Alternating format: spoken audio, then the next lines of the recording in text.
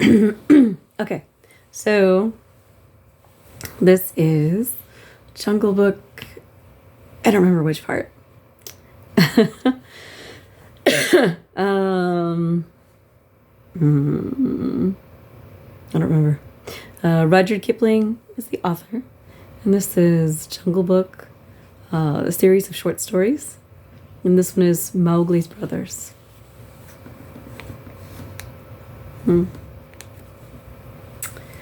Okay. Mowgli was far and far through the forest, running hard, and his heart was hot in him. He came to the cave as the evening mist rose, and drew breath, and looked down the valley. The cubs were out, but Mother Wolf, at the back of the cave, knew by his breathing something was troubling her frog. "What is it, son?" she asked. "Some bats chatter of Shere Khan," he called back. "I hunt among the plowed fields tonight." And he plunged downward through the bushes to the stream at the bottom of the valley. There he checked, for he heard the yell of the pack hunting, heard the bellow of a hunted sambar, and the snort as the buck turned at bay. Then there were wicked, bitter howls from the young wolves. "Akela! Akela! Let the lone wolf show his strength. Room for the leader of the pack. Spring, Akela!" The lone wolf must have sprung and missed his hold, for Mowgli heard the snap of his teeth and then a yelp as the sambar knocked him over with his forefoot. He did not wait for anything more, but dashed on, and the yells grew fainter behind him as he ran into the croplands where the villagers lived. "Bagheera spoke the truth," he panted, as he nestled down in some cattle fodder by the window of a hut. "Tomorrow is one day both for Akela and for me." Then he pressed his face close to the window and watched the fire on the hearth. He saw the husbandman's wife get up and feed it in the night with black lumps. And when the morning came and the mists were all white and cold, he saw the man's child pick up a wicker pot, plastered inside with earth, fill it with lumps of red-hot charcoal, put it under his blanket, and go out to tend the cows in the byre. "Is that all?" said Mowgli. "If a cub can do it, there is nothing to fear." So he strode round the corner and met the boy, took the pot from his hand, and disappeared into the mist while the boy howled in fear. "They are very like me," said Mowgli, blowing into the pot as he had seen the woman do. "This thing will die if I do not give it things to eat." And he dropped twigs and dried bark on the red stuff. Halfway up the hill, he met Bagheera with the morning dew shining like moonstones on his coat. "Akela has missed," said the panther. "They would have killed him last night, but they needed thee also. They were looking for thee on the hill. I was among the plowed lands. I am ready. See?" Mowgli held up the fire pot. "Good. Now, I have seen men thrust a dry branch into that stuff, and presently the red flower blossomed at the end of it. Art thou afraid?" "No. Why should I fear? I remember now. If it is not a dream, how, before I was wolf, I lay beside the red flower, and it was warm and pleasant." All that day Mowgli sat in the cave, tending his fire pot and dipping dry branches into it to see how they looked. He found a branch that satisfied him, and in the evening, when Tabaki came to the cave and told him rudely enough that he was wanted at the council rock, he laughed till Tabaki ran away. Then Mowgli went to the council, still laughing. Akela the lone wolf lay by the side of his rock as a sign that the leadership of the pack was open, and Shere Khan, with his following of scrap-fed wolves, walked to and fro, openly being flattered. Bagheera lay close to Mowgli, and the fire pot was between Mowgli's knees. When they were all gathered together, Shere Khan began to speak, a thing he would never have dared to do when Akela was in his prime. "He has no right," whispered Bagheera. "Say so. He is a dog's son. He will be frightened." Mowgli sprang to his feet. "Free people," he cried. "Does Shere Khan lead the pack? What has a tiger to do with our leadership?" Seeing that the leadership is yet open and being asked to speak, Shere Khan began. By whom? Said Mowgli. Are we all jackals to fawn on this cattle butcher? The leadership of the pack is with the pack alone. There were yells of silence, thou man's club. Let him speak. He has kept our law. And at last the seniors of the pack thundered, Let the dead wolf speak. When a leader of the pack has missed his kill, he is called the dead wolf as long as he lives, which is not long. Akela raised his old head wearily. Free people, and ye too, jackals of Shere Khan.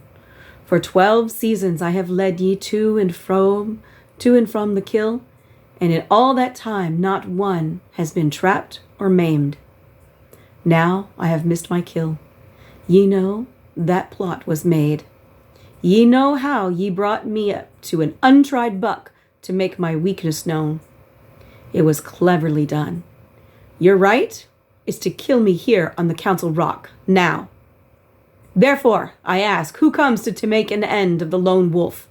For it is my right, by the law of the jungle, that ye come here, one by one.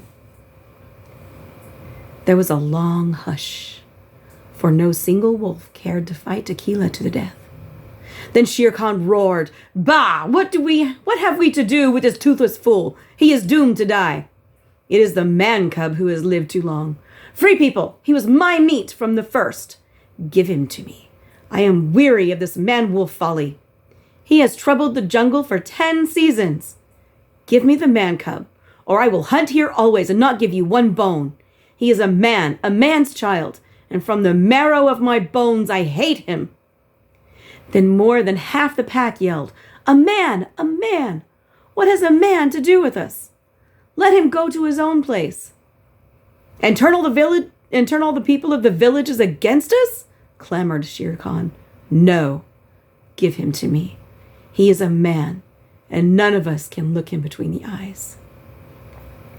Akela lifted his head again and said, He has eaten our food. He has slept with us. He has driven game for us.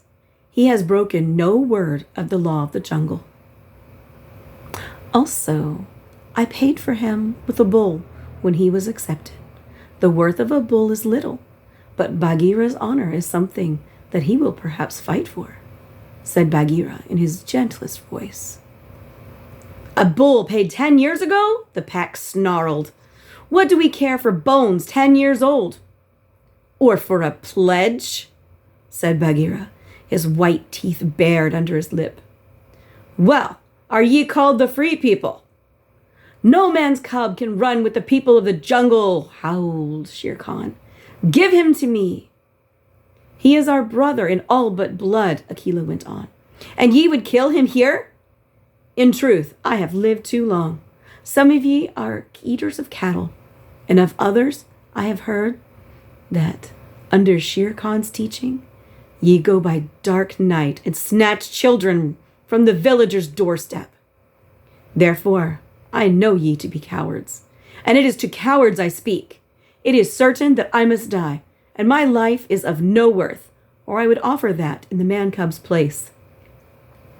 But for the sake of the honor of the pack, a little matter that by being without a leader ye have forgotten, I promise that if ye let the man-cub go to his own place, I will not, when my time comes to die, bear one tooth against ye. I will die without fighting. That will at least save the pack 3 lives. More I cannot do. But if ye will, I can save ye the shame that comes of killing a brother against whom there is no fault, a brother spoken for and brought into the pack according to the law of the jungle. He is a man, snarled the pack, and most of the wolves began to gather around Shere Khan, whose tail was beginning to switch. Now the business is in thy hands, said Bagheera to Mowgli.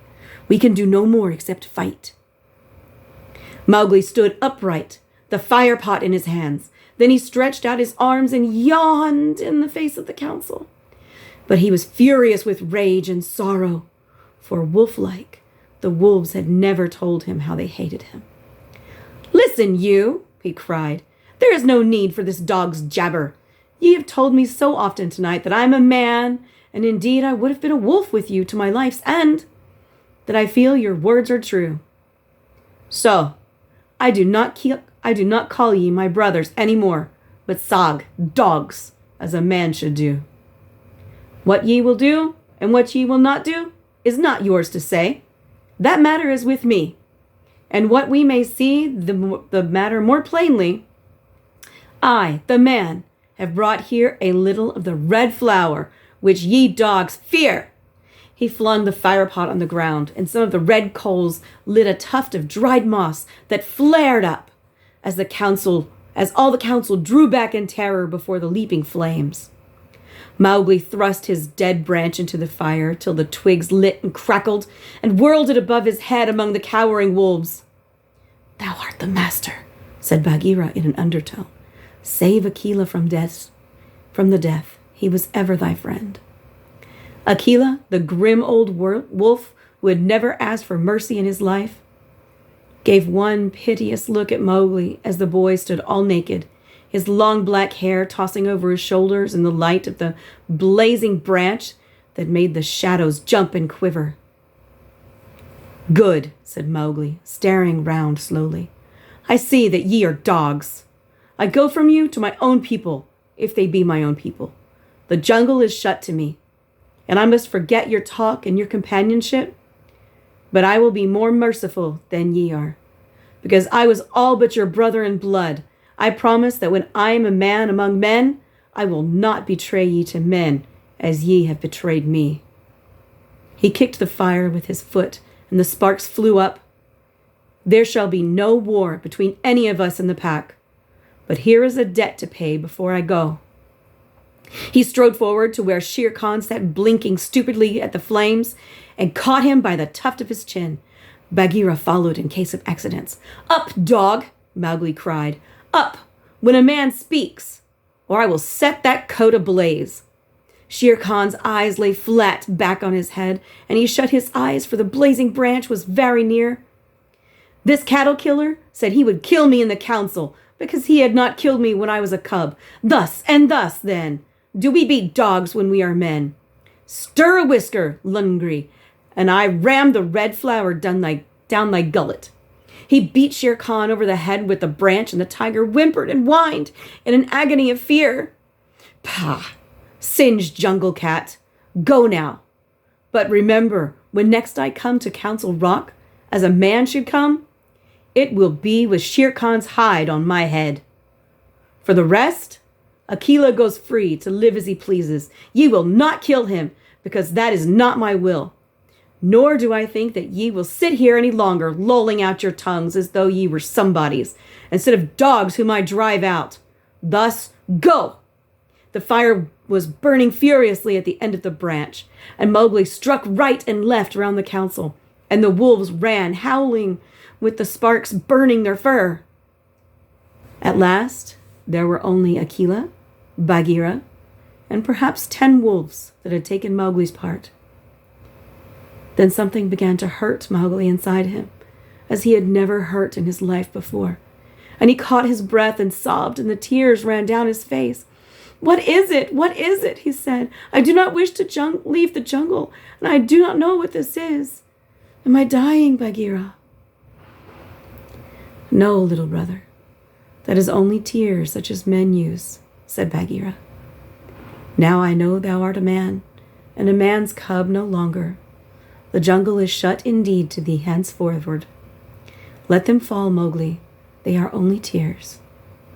So Mowgli sat and cried as though his heart would break, and he had never cried in all his life before. "Oh, now," he said, "I will go to men. But first I must say farewell to my mother."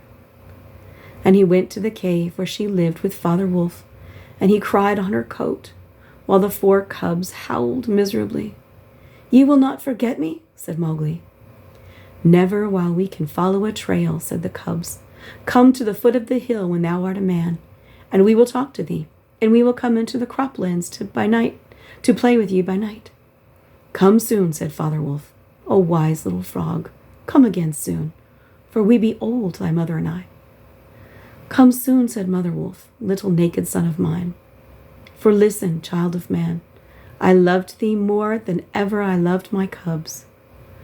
I will surely come, said Mowgli, and when I come, it will be to lay out Shere Khan's hide upon the Council Rock.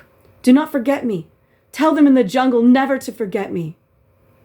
The dawn was beginning to break when Mowgli went down the hillside alone to meet those mysterious things that are called men.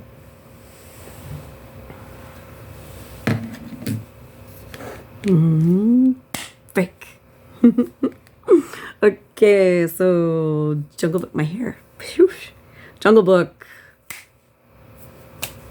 I'll read more later.